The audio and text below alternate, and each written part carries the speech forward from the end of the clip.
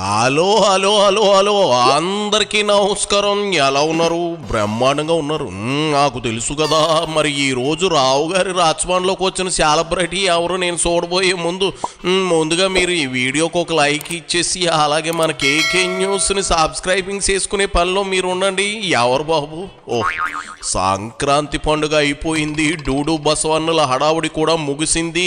కానీ వైసీపీలో ఉన్న డూడు బసవన్నులు మాత్రం ఇంకా తిరుపతి తొక్కిసలాట గురించే మాట్లాడుతూ ఉన్నారు.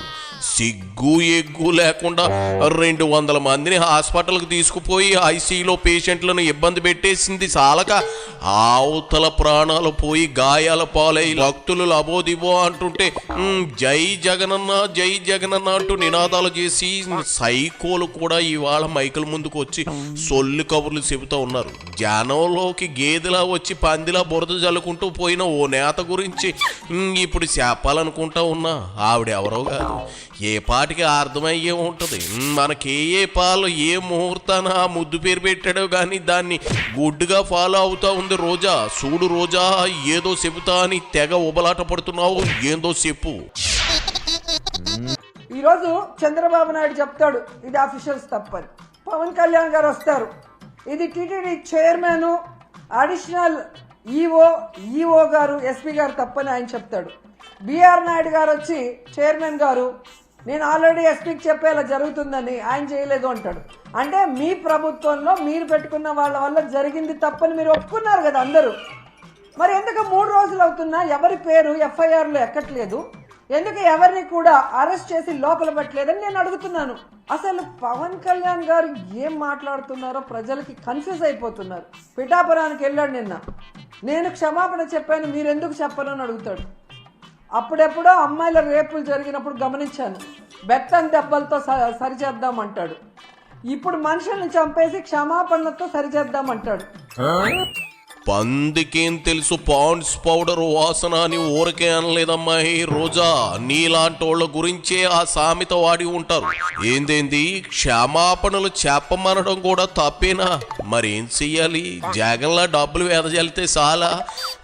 ఎల్జీ పాలిమర్స్ గ్యాస్ లీక్ అయి 13 మంది చనిపోతే మీరు ఎంతమందిని బోకలో వేసారు?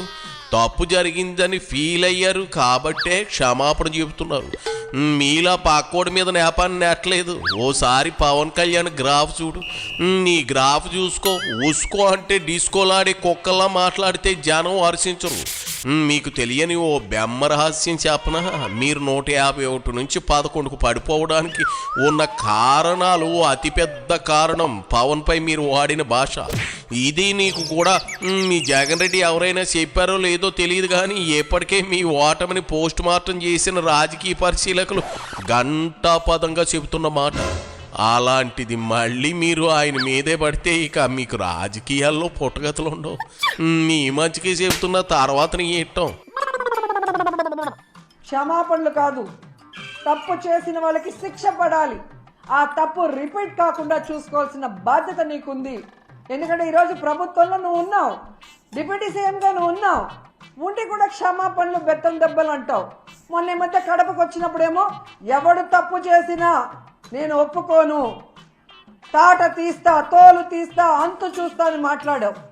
మరి తప్పు చేసిన వాళ్ళు ఈరోజు చైర్మన్ అడిషనల్ ఈఓ ఎస్పీ అని నువ్వే చెప్తున్నావు కదా. మరి ఎందుకు వాళ్ళ తోలు తీయట్లేదు, వాళ్ళ అంతు చూడట్లేదు, వాళ్ళ తాట తీయట్లేదు? మళ్ళీ పెద్ద పెద్ద డైలాగులు చెప్తున్నారు. నిన్న మీటింగ్లో నేను పిఠాపురంలోనే అనుకుంటా, కులం పేరుతో ఎవరైనా తప్పించుకోవాలని చూస్తే నేను చూస్తూ ఊరుకోను అన్నాడు. మరి ఈరోజు బిఆర్ నాయుడు గారిని, వెంకయ్య చౌదరి గారిని, సుబ్బారాయుడు గారిని శిక్షించడానికి ఏ కులం చూసి నువ్వు భయపడి ఆగిపోతున్నావు అని అడుగుతున్నా. చూడమ్మాయి రోజా, అక్కడ జరిగింది ఓ అనుకోని దుర్ఘటన. ఎవ్వరు ఎవరిని కత్తితోనే గొడ్డలతోనే చంపేయలేదు అన్నట్లు గొడ్డలంటే గుర్తొచ్చింది. 7 ఏళ్ళు అవుతున్న మీ బాసు చిన్నాన్న గొడ్డల వేటు తాలూకా కేసు ఇంకా ఫైనలైజ్ కాలేదేంటి? దీని గురించి అడగవా? త్వరగా తేల్చి దోషులను బొక్కలో వేసి మక్కలు ఎరగదీయాలని మీ లీడర్ని కోరడం లేదు, మీరు కోరడం లేదు. అట్టా హూ కిల్డ్ బాబాయిని పక్కనెట్టేస్తే ఎట్టా? క్షమాపణ చెప్పడం అనేది రాజకీయాల్లో ఇప్పటి వరకు ఉందా? ఏ రోజైనా జగన్ క్షమాపణ చెప్పాడా? దానికి ఎంతో గుండె ధైర్యం కావాలి. హోందాగా నడుచుకోవడం అంటే పవన్ను చూసి నేర్చుకోండి. తప్పుని తప్పు అని చెప్పగలగడం చాలా గొప్ప. స్ట్రైట్గా బాత్రూంలోకి వెళ్ళి గొడ్డలు పెట్టి వేసేస్తే శిక్షలు ఇంకా ఖరారు కాలేదు, ఓ అనుకోని ప్రమాదానికి శిక్షలు వేయమంటున్నావు. అసలు నీకు బుర్ర ఉందా? నువ్వు ఆస్ట్రీకి ఎక్కువ డస్ట్బిన్కి తక్కువ అని జనం చీకొట్టక ముందే నీ పందా మార్చుకో. చాలా మూల్యం చెల్లించాల్సి ఉంటుంది.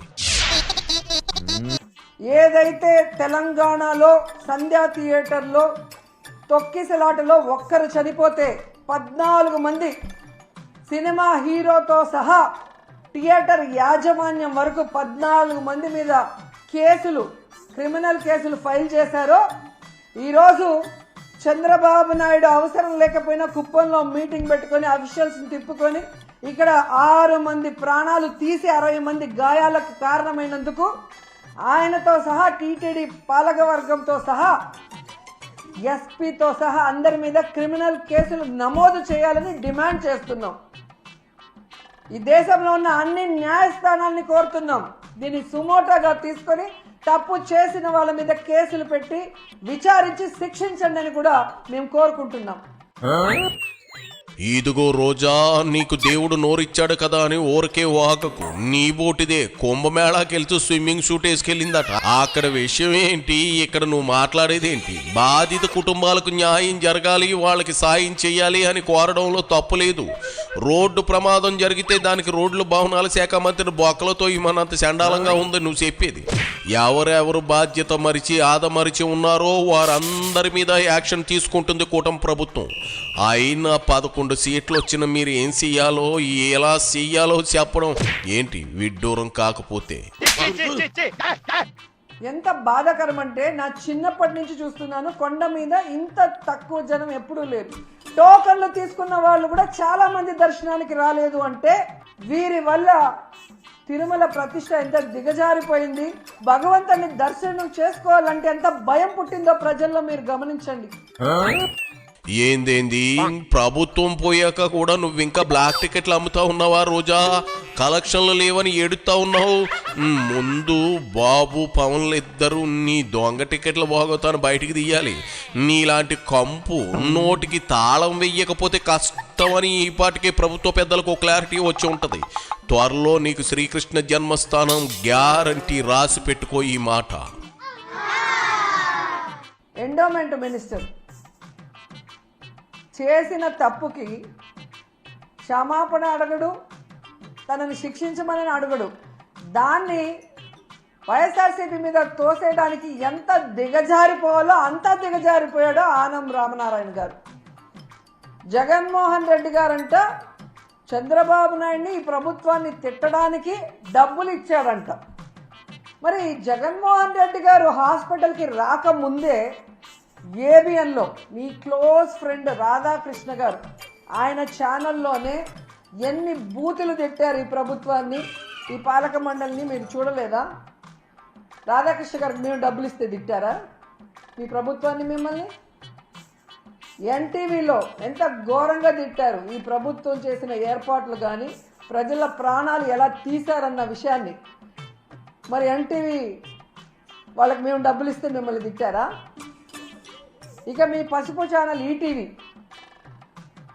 మరి రామోజీ గారి అబ్బాయి కూడా ఈరోజు ఈ ఎండోమెంట్ పాలక మండలి అలాగే ఈ ప్రభుత్వం వల్ల భక్తులు ఎంత నరక యాతన పడ్డారో కళ్ళారా కనిపించేలాగా చూపించారు కదా. వాళ్ళు కూడా మా దగ్గర డబ్బులు తీసుకొని మిమ్మల్ని తిట్టారా? ఇక్కడ నువ్వు 2 పాయింట్లు మర్చిపోతున్నావు. ఓ వైపు ఎల్లో మీడియా కూడా తప్పు పట్టింది అంటున్నావు. అంటే ఓ రాధాకృష్ణ, ఓ ఈటీవీ వీళ్ళంతా ఓ వైపు మొగ్గు చూపకుండా కరెక్ట్గా జర్నలిజం చేశారనే కదా. మరి ఎందుకు జగన్ ఓ ఏబిఎన్ లేదు, ఓ ఈటీవీ లేదు అంటాడు? రెండో పాయింట్ ఏంటో తెలుసా? వీటికి పాటు మీ బ్లూ ఛానల్ కూడా నువ్వు కలిపేసి మాట్లాడుతూ ఉన్నావు. ఎన్నికలప్పుడు మీకు బాగా ఊదిన ఛానళ్ళు ఎవరెవరో అందరికీ తెలుసులే. అంటే టీడీపీకి భజన చేసే ఛానల్స్ లేవు అంటావు. వాళ్ళంతా నిస్వార్థంగా పనిచేస్తున్నారు అంటావు, అంతేనా? చాలా ఈ ఒక్క ఒక్క మాట చాలు. అదే మీ సాక్షిలో అయితే ఎలా మీ హయాంలో మీ ప్రభుత్వాన్ని పల్లెత్తు మాట అనగలరా? ఆ దమ్ముందా? లేదు కదా. ఎందుకంటే మిగిలిన వాళ్ళందరూ జర్నలిజాన్ని బతికేస్తూ ఉంటే మీ సాక్షి జర్నలిజం ముసుగులో జగన్ రెడ్డి రాజకీయాన్ని బ్రతికించాలని చూసింది. అది తేడా. చాలు, ఇక చాలు. నువ్వు వెళ్ళి మేకప్ సరి చేసుకో. చెప్పా కదా, త్వరలో నీ కథ కంచికి, నువ్వు జైలుకి. చూస్తూనే ఉండండి రోజా చెప్పే జైలు కదా.